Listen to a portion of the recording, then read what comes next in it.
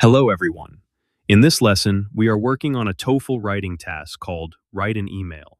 Before we move on to the question, this short introduction will help you understand what is expected and how to approach the task. You will practice writing clearly, politely, and effectively in a real-life situation, which will prepare you for the writing section. If you find these strategies helpful, please subscribe to my TOEFL to join our learning community and get more expert tips for your preparation. You will read some information and use the information to write an email.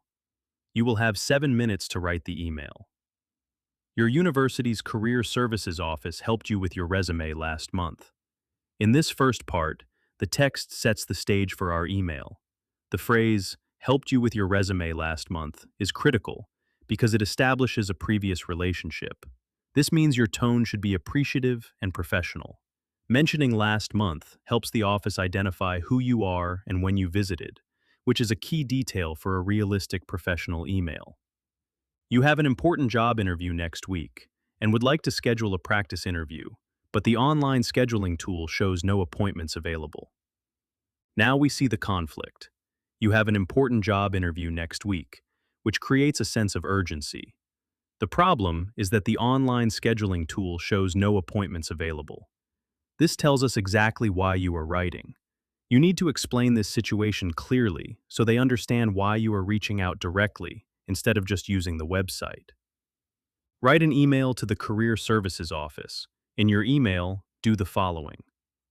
This part tells us the Career Services Office is our audience.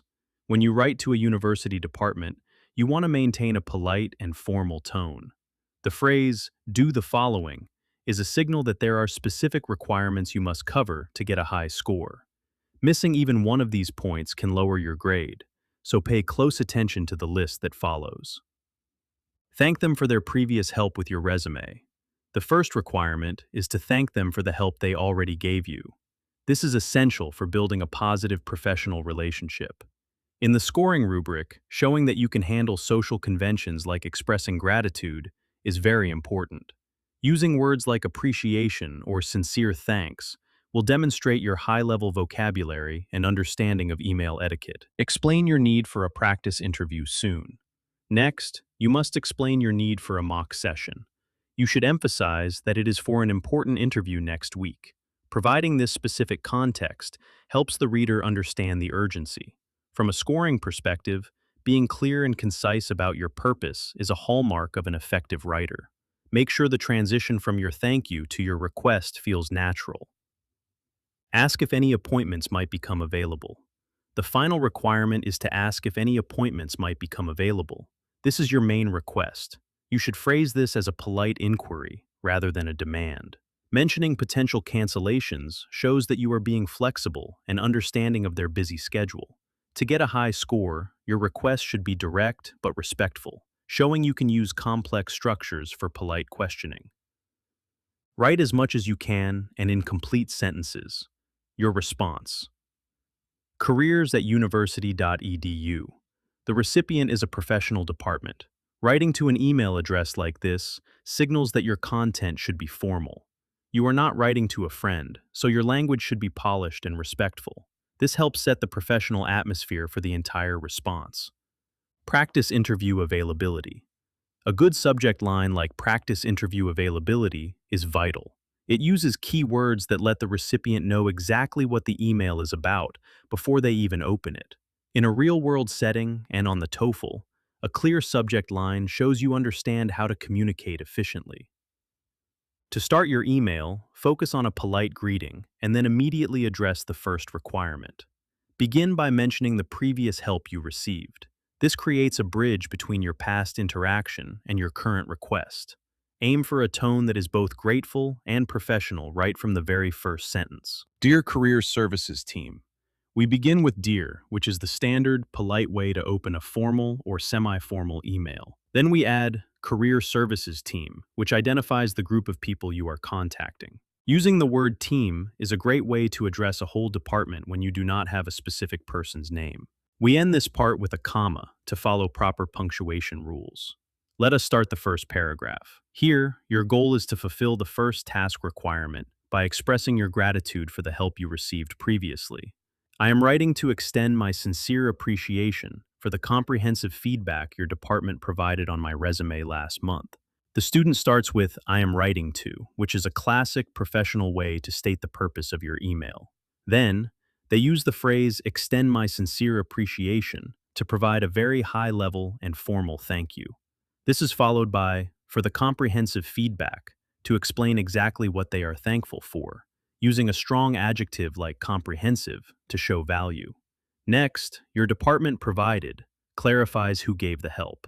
Finally, the student adds on my resume last month to give the specific context and time frame requested by the prompt. The refinements have undoubtedly strengthened my candidacy for professional roles. The sentence begins with the refinements, which refers back to the feedback mentioned earlier, showing good cohesion.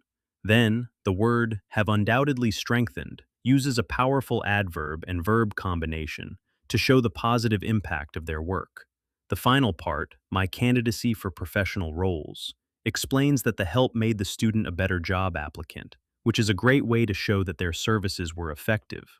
Now we move to the second paragraph. This is where you will explain your current situation and why you need a practice interview so soon. I have been invited to a high-priority job interview next week. The sentence starts with, I have been invited to present the new development in a clear way. Then, the student uses a high-priority job interview to emphasize that this is a very important opportunity. Ending with next week clearly states the deadline, which justifies the urgency of the request. My peer, Robert Thompson, previously mentioned that the mock interview sessions at your office were instrumental in his successful recruitment process. The writer begins with my peer, Robert Thompson, to add a personal touch and credibility to the request. Then, previously mentioned that explains how the student learned about the service. The phrase, the mock interview sessions at your office, specifies the exact service they want. Finally, were instrumental in his successful recruitment process, uses sophisticated vocabulary to explain how helpful these sessions are, which further complements the office. Consequently, I am eager to participate in a similar session to improve my performance. The sentence starts with the transition word consequently, which logically connects the previous praise to the current request. Then, I am eager to participate in expresses strong interest politely. Finally, a similar session to improve my performance clearly states the goal of the email, which is to get a mock interview to get better. In the third paragraph, you will address the problem with the scheduling tool and make your final polite inquiry. The online scheduling tool currently indicates that there are no slots available before my interview date. We start with the online scheduling tool to identify the specific problem. Then, currently indicates that describes the current state of the system. The phrase, there are no slots available, explains the conflict clearly. Finally, before my interview date, highlights why this is a problem for the student's specific timeline. I would be grateful for any information regarding potential cancellations or additional availability that might arise in the coming days. The student writes, I would be grateful for, to make a very polite and formal request. Then, any information regarding shows they are looking for help or updates. The phrase, potential cancellations or additional availability, shows the student is thinking of practical ways a slot might open up.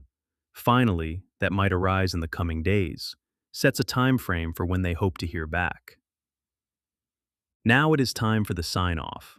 This is the standard way to end a professional email. Sincerely. The writer uses sincerely, which is the most common and appropriate formal closing for an email where you have started with a formal greeting. It shows professionalism and respect. Finally, you just need to leave a placeholder for your name. The student uses as a placeholder. In the actual exam, you would type your own name here to finish the email properly. Great job! You have now seen how to build a professional email by following every requirement. Keep practicing these structures, and you will be ready for the writing section.